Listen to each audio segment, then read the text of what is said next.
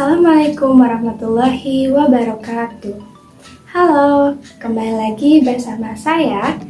Di video keempat, kita masih akan melanjutkan pembahasan mengenai copywriting, yaitu mengenai teknik-teknik menulis copywriting. Adapun tujuan dari video keempat ini adalah menerapkan teknik-teknik menulis copywriting dalam kehidupan sehari-hari dalam rangka menumbuhkan keterampilan pustakawan dalam menulis copywriting untuk promosi perpustakaan berbasis digital. Dan ternyata tidak terasa kita sudah memasuki bagian video keempat yang sekaligus merupakan bagian terakhir dari pembahasan mengenai copywriting ini. Oleh karena itu, harus lebih semangat dan mari kita langsung pada pembahasannya. Ada berapa teknik menulis copywriting? Apa sajakah teknik-teknik menulis copywriting? Baik, dalam pembahasan ini ada 10 teknik menulis copywriting yang terdiri dari story copy, U&Me copy, forthright copy, hyperbolic copy, teaser copy, news copy, competitive copy, factual copy, humorous copy, dan visual copy. Namun, apa perbedaan dari ke-10 teknik copywriting ini? Mari kita bahas masing-masing teknik tersebut. Copywriting untuk promosi perpustakaan dapat menggunakan beberapa teknik berikut ini. Yang pertama, story copy. Teknik ini mengandalkan cerita, sehingga teknik ini bisa disebut lebih halus. Mengapa begitu? Karena pembaca promosi biasanya tidak menyadari bahwa dirinya sedang membaca sebuah promosi, dan umumnya menyadari setelah ada pada bagian akhir promosi. Maka kekuatan dari teknik ini adalah cerita yang mengalir. Kemudian yang kedua, U&Me copy. Teknik ini membuat seolah-olah promosi kita berbicara dengan pembaca, dan teknik ini lebih komunikatif karena bertujuan agar pembaca promosi merasa lebih dekat sehingga muncul kepercayaan. Yang ketiga, forthright copy. Teknik ini mengungkapkan kelebihan dan kekurangan yang dikemas dengan bahasa kreatif, yang bertujuan agar dianggap jujur dan memperkuat pesan yang ingin disampaikan, sehingga akan timbul kepercayaan dari pembaca promosi kita. Kemudian yang keempat adalah hyperbolic copy. Nah, copywriting yang menggunakan teknik dengan kesan lebay ini karena menggunakan kalimat atau kata-kata yang melebih-lebihkan, namun tetap didasari oleh fakta. Dengan kata lain, teknik ini itu berlebihan tetapi tidak berbohong. Kemudian yang kelima, teaser copy. Teknik ini seolah-olah menantang ataupun meragukan pembaca promosi. Yang keenam, news copy. Teknik ini dibuat untuk menyampaikan berita atau pengumuman, dan kebanyakan promosi menggunakan teknik ini. Tetapi jika tujuan promosi untuk mengajak atau menuntut pembaca melakukan suatu tindakan, teknik ini kurang tepat untuk digunakan karena kurang memiliki kekuatan untuk menggerakkan atau membuat pembaca melakukan suatu tindakan. Kemudian yang ketujuh, competitive copy. Teknik ini menggunakan perbandingan baik dari segi kualitas, fitur, benefit, dan lain sebagainya. Dalam hal ini kita bandingkan produk kita dengan produk pesaing, namun tentunya tidak mencantumkan merek atau nama pesaing. Yang kedelapan, factual copy. Dengan teknik ini biasanya mencantumkan banyak data, informasi, dan fakta. Dengan teknik ini, copywriting yang kita buat akan lebih menarik bagi pembaca jika kita menggunakan infografis. Yang kesembilan, humorous copy. Nah, teknik ini menggunakan unsur humor sehingga dapat menghibur pembaca karena bertujuan untuk membuat pembaca nyaman. Yang kesepuluh, visual copy. Teknik ini lebih menitik beratkan pada tampilan promosi kita. Senjata utama dari promosi ini adalah gambar yang menarik, namun tetap menggunakan kata-kata sebagai senjata promosi. Hal itu bertujuan untuk menarik calon target promosi kita.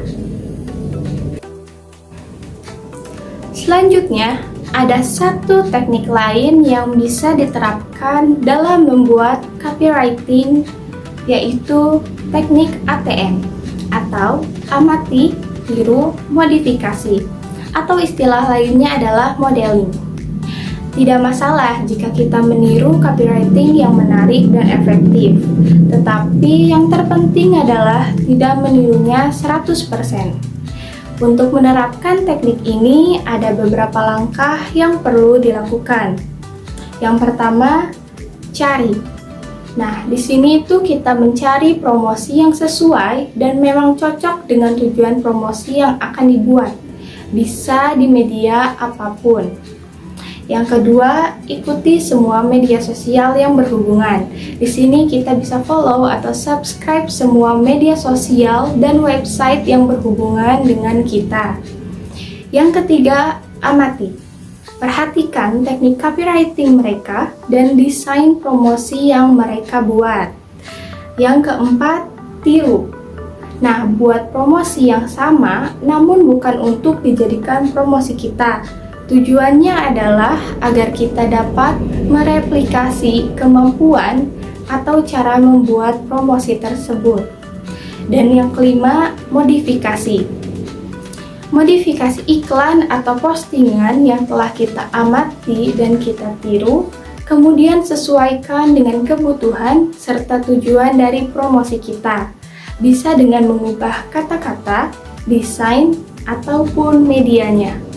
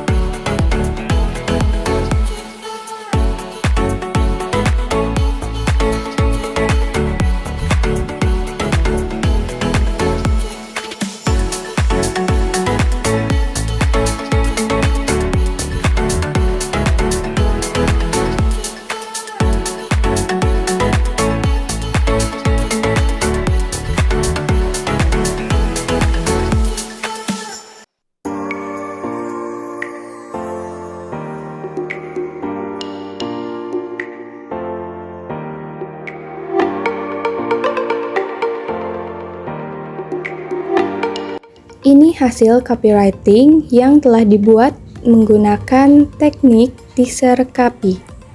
Nah, kita juga bisa memanfaatkan aplikasi Canva untuk membuat copywriting sebuah promosi, sehingga menjadi lebih menarik karena desain yang lebih eye-catching. Begitu banyak teknik-teknik menulis copywriting. Kita bisa memilih satu atau beberapa teknik yang cocok dengan diri kita dan senang dalam membuatnya. Nah, untuk melatih kemampuan dalam menulis copywriting, maka saya akan meminta Anda untuk membuat copywriting menggunakan salah satu teknik menulis yang telah disampaikan dan bisa langsung mengirimkan hasilnya ke link Google Form yang ada di deskripsi box di bawah ini. Untuk mengetahui sejauh mana materi tersampaikan dengan baik, serta dapat memberikan kesan, pesan, dan kesulitan selama mengikuti video pembelajaran mengenai copywriting ini. Terus semangat untuk mempelajari, berlatih, dan menggali potensi tentang copywriting agar dapat menambah kemampuan kita serta meningkatkan promosi perpustakaan berbasis digital, sehingga akan lebih banyak diketahui dan diminati oleh banyak masyarakat. Kita akan bisa karena terbiasa.